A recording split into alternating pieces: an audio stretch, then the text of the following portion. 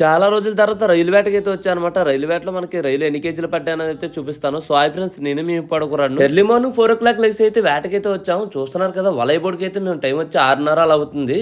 వలేసిన తర్వాత అయితే చాట్లు అయితే పడేస్తాను అనమాట. చాట్లు అయితే వాటర్లో పడేయాలి. వాటర్లో పడేసిన తర్వాత అయితే ఒక గంటన్నర అయితే ఇంజిన్ మీద అయితే వలని లాగుతూ వెళ్ళాలి. అలా ఇంజిన్ మీద వేసి లాక్కెళ్ళిన వలన అయితే మాత్రం బోట్ యొక్క ఇంజిన్ అయితే ఆపిన తర్వాత చాట్లు అయితే ముందుగా లాగాలి. లాగిన తర్వాత అయితే వల అయితే పైకి వస్తుంది అనమాట.